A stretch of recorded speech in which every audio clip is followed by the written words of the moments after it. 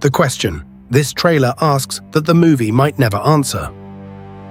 In the middle of a Spider-Man trailer full of Hulk smashes and Scorpion stingers, one line of dialogue does something almost none of the marketing does. It stops being fun. Peter asks Bruce Banner if he can keep the good parts of his new powers and cut out the bad. Banner's answer isn't comforting. How would you decide what parts of nature are good or bad? That's not mentor advice. That's a man who still doesn't have the answer, asking the question back at the one person hoping he did. Here's what makes that line land differently than it should. Reports suggest this version of Banner isn't the composed, fully integrated Professor Hulk we last saw in She-Hulk.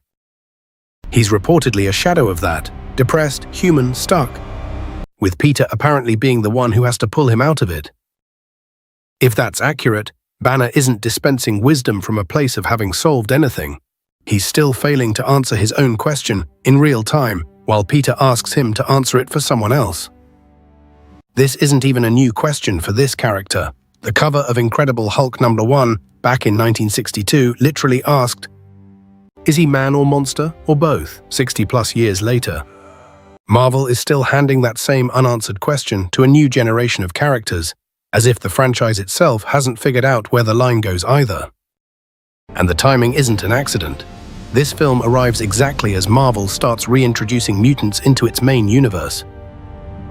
Characters whose entire comic book history is built on being labeled dangerous by people who never bothered asking what parts of them were actually dangerous at all. Banner's question isn't really about gamma radiation or spider DNA. It's the same question mutants have been asked for 60 years. Who decided you get to sort people into good and bad in the first place? Every inhibitor device in this franchise exists to suppress something someone decided was dangerous. But Banner's own device is sitting right there on his wrist, and he still doesn't have peace. Maybe that's the real setup here, not another hero learning to suppress what he is, but the first one who finally stops trying to.